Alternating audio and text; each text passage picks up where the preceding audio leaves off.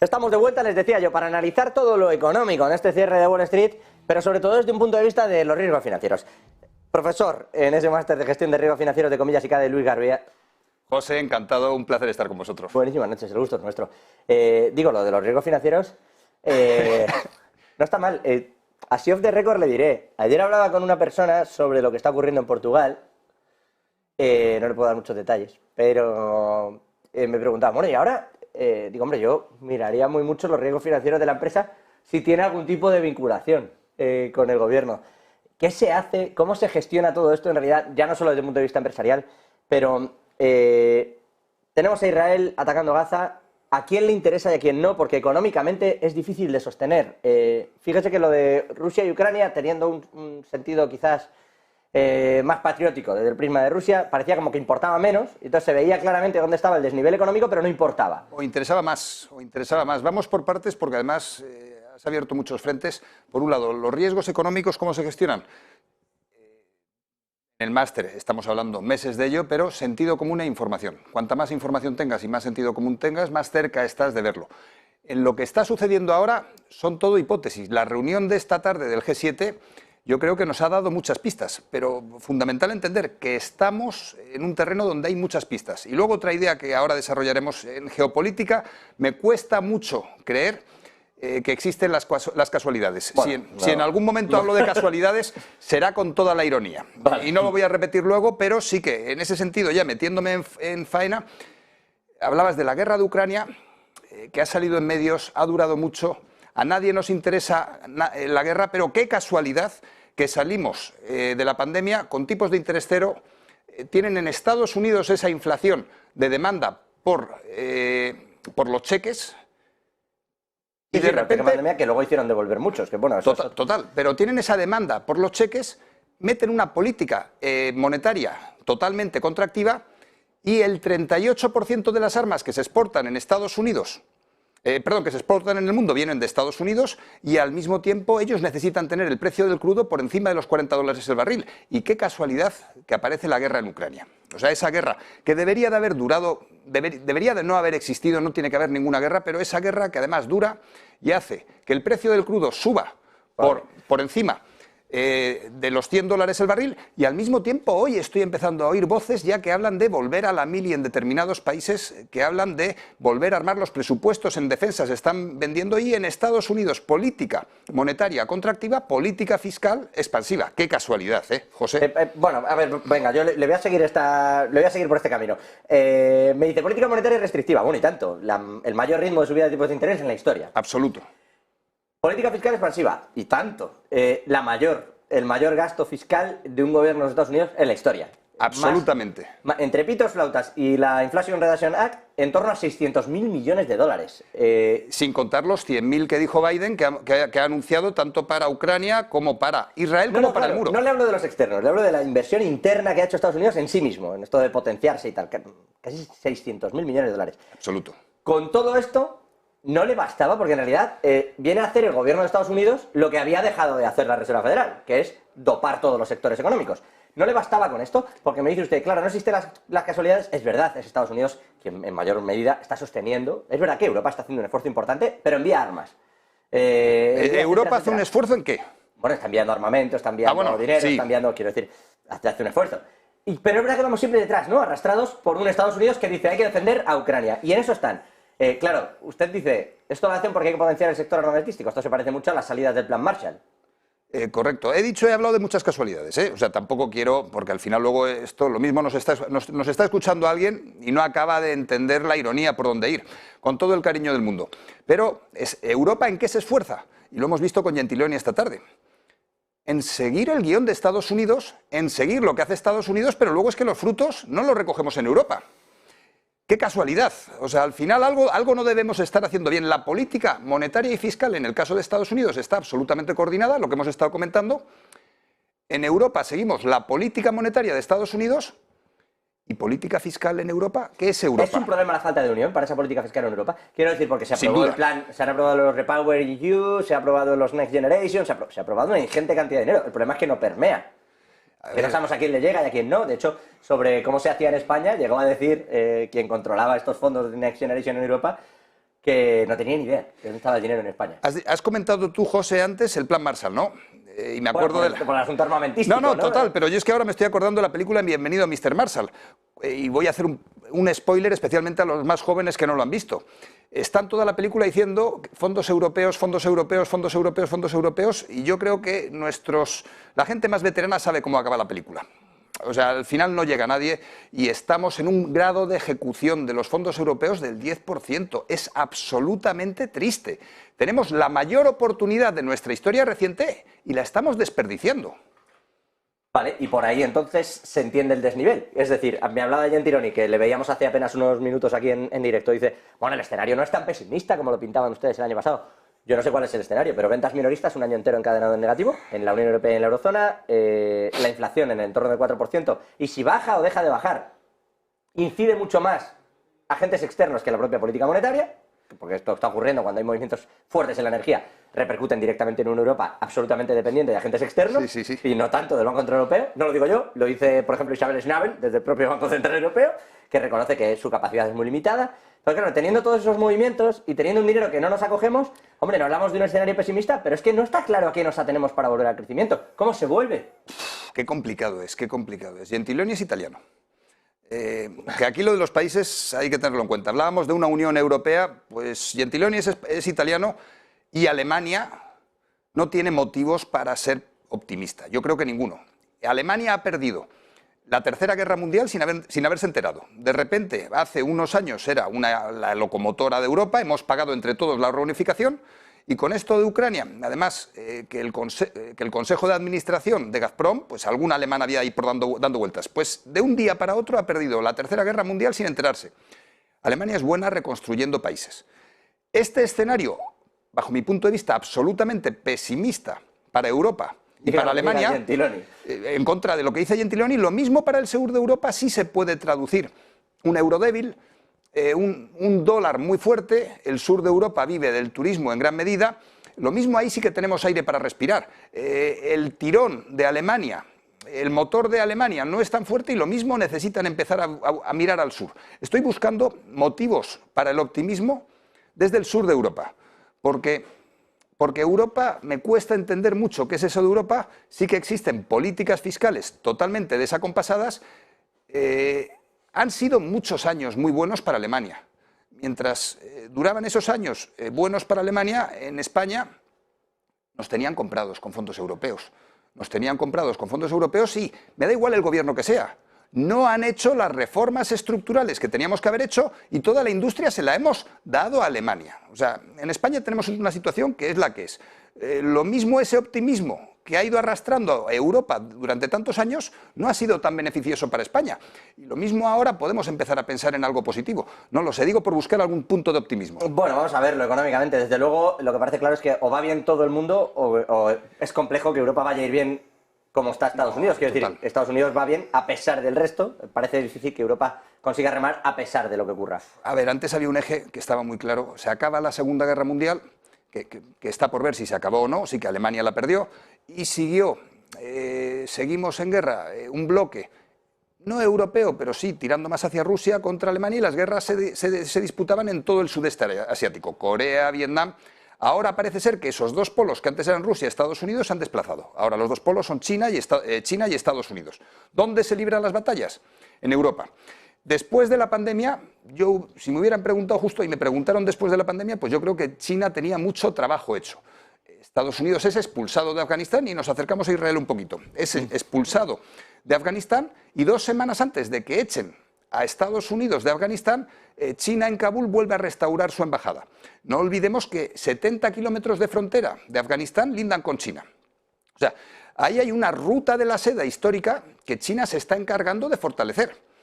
En esas estábamos detrás de la pandemia. Después de la pandemia, pues lo que hemos comentado antes, un barril de petróleo en $40, que todo el fracking no es rentable con esos precios, y una inflación que amenazaba con, una inflación causada directamente por inyecciones monetarias en Estados Unidos. En esas estábamos cuando de repente parece ser que, pues lo de la política fiscal que comentábamos, o sea, al final, lo que es bueno para Europa, Europa y Estados Unidos son competidores.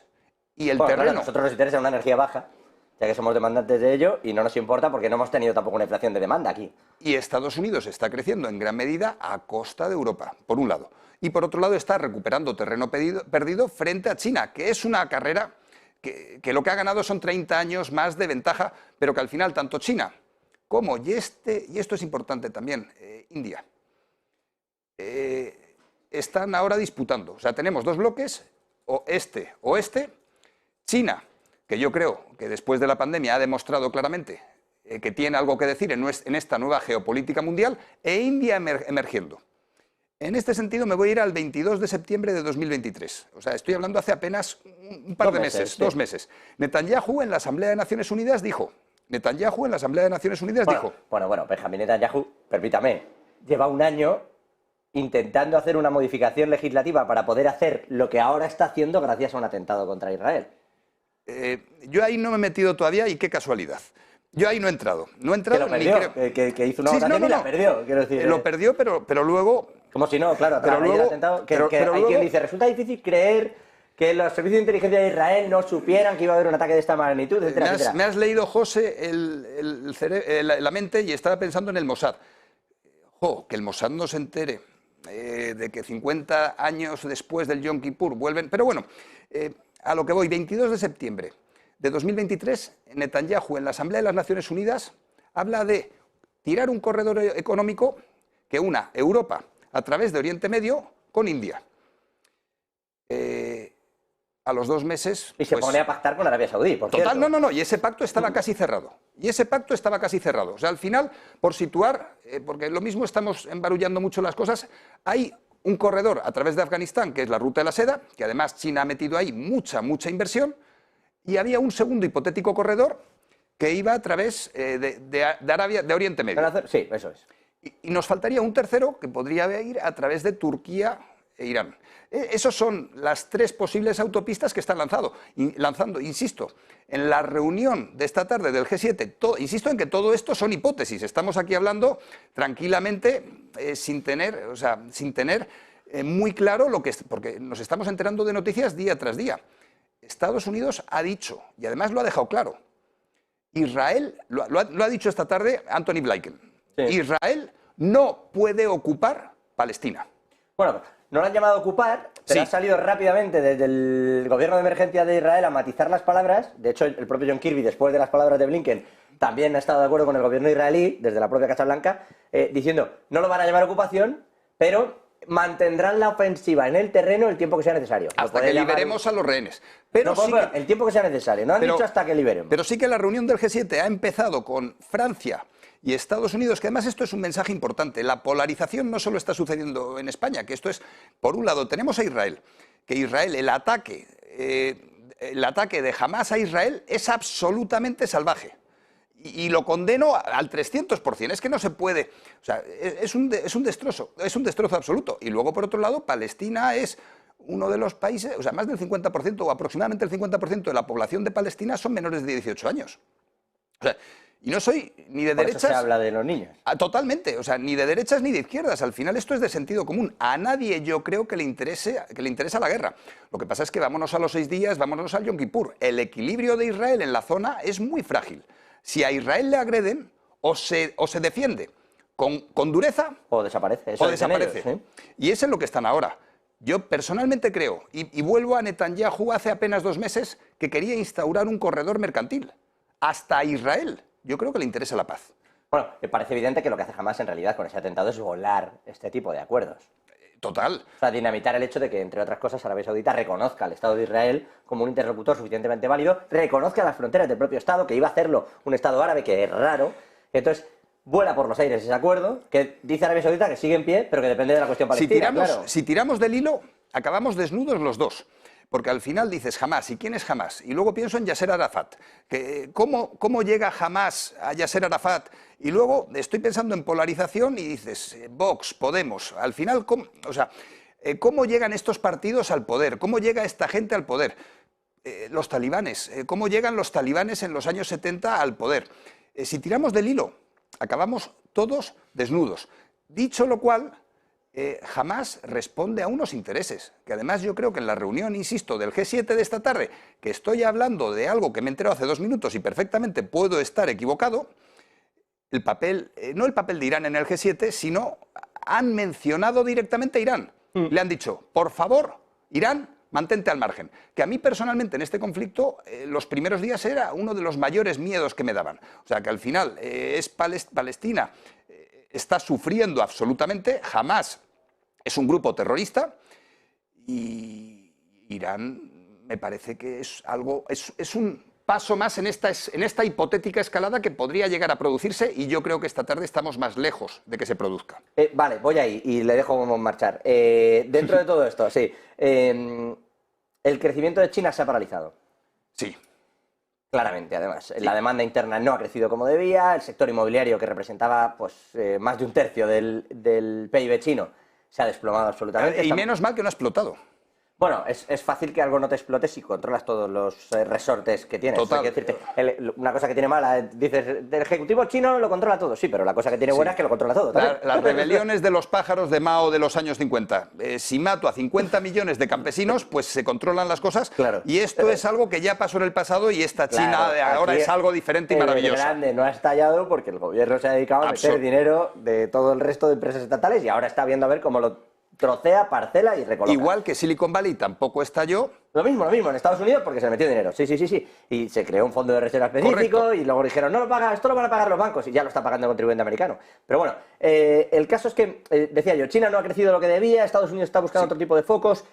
A la hora de restablecer, y dado que China en realidad por el foco de Israel pasa poco, es decir, sí a Afganistán, sí a lo que estaba ocurriendo en Ucrania, incluso en África, con todos estos golpes, sí. Mali, Níger, etcétera, es verdad que hubo, y se habló mucho, por ejemplo, del grupo de los Wagner y de las intervenciones que había detrás de algunos de estos golpes, o los cambios de bando, en particular, por ejemplo, Totalmente. en Níger, pero en este caso concreto no parece que China esté metido. Es decir, que esto se podría acabar si de verdad Estados Unidos decide ponerle un freno a Israel ya. Es decir, oiga, hasta aquí y vemos a ver cómo cerramos. Aguántense los atentados, que eso es otro tema, claro. No. Yo la reunión de esta tarde del G7 la entiendo exactamente en esa clave. O sea, Estados Unidos, después de la larga reunión, me salía paripé, que no es un paripé porque todas estas reuniones todos sabemos cómo funcionan y son muy serios y están trabajando, y la gente del G7 trabaja muchísimo. Después de esta reunión, al final Estados Unidos ha llegado a un acuerdo, y además un acuerdo que, insisto, Francia decía que hay que respetar los derechos humanos, Estados Unidos al principio decía hay que dejar que Israel siga, pero al final, y además han abierto un corredor, un acuerdo... Ha dicho que tiene derecho a legítima defensa, pero que... Sí, pero una semana, 2 días, 3 días. A mí me da miedo cuando alguien me dice que algo va a ser para siempre, que probablemente dura poquito, y cuando te dicen, por ejemplo, algún impuesto, no, esto va a ser temporal, no te preocupes, es un impuesto... Eso es que se queda, ¿no? Eso es que se queda. O sea, en este sentido, a mí lo que hemos visto esta tarde sí que me produce esperanza, porque a nadie, yo creo, y lo has comentado estupendamente, yo creo que a China tampoco le interesa este conflicto. A ver, ¿a quién le puede interesar esto? Pues a todos los vecinos de Israel que están ahí jugando a ver si revienta. Pero yo tengo la sensación de que ha quedado claro que Estados Unidos no va a dejar que Israel caiga, ni el propio Israel va a dejar que Israel caiga. Eso es lo que tendremos que ver los próximos días. Bueno, y también ver si el mundo chiita se pronuncia, no, lo digo sin coña, ¿eh? Se pronuncia un poco porque no han entrado, más allá de que alguien desde Irán, fuentes dicen, el otro, no han entrado en realidad todavía en el conflicto, ni Hezbollah ni Irán han decidido tomar cartas. Acuérdate de Afganistán, que Estados Unidos negoció una salida y en cuanto estaban ya saliendo aparecen talibanes por todos lados. Que talibanes, en teoría, son los moderados, son estudiantes. Bueno, es que depende de dónde y cómo lo cojas, sí, pero... Total. Bueno, vamos a ver qué pasa y si efectivamente ese acuerdo, de momento, que parece temporal, pero que está sobre la mesa, y la discusión, ya digo, ahora mismo, según John Kirby, el secretario de prensa de Estados Unidos, es si va a durar, lo dice también el propio gobierno israelí, si va a durar esa pausa humanitaria 48 72 horas o una semana, están en eso, en la discusión para la liberación de 12 rehenes, 6 de ellos vinculados directamente o estadounidenses o a familias estadounidenses. Vamos a ver si todo esto se produce y si esto para. Ojalá. Y Europa, pues ya hablaremos de Europa. Europa, ¿qué es Europa? Luis García, profesor del Máster en Gestión de Riesgos Financieros de Comillas y CADE. Gracias. Y de verdad que me falta Europa, que tiene que venir otro día. Abrazo. Un verdadero placer. Muchas gracias. Nosotros vamos a frenar nada, un minuto. Ni eso. Y tenemos ya por aquí también con nosotros a José Manuel García Margallo, al exministro de Asuntos Exteriores, eurodiputado, para comentar todo lo que está ocurriendo y viviendo también estos días España, que no es poco, y, por supuesto, su visión sobre este asunto. Un minuto y regresamos.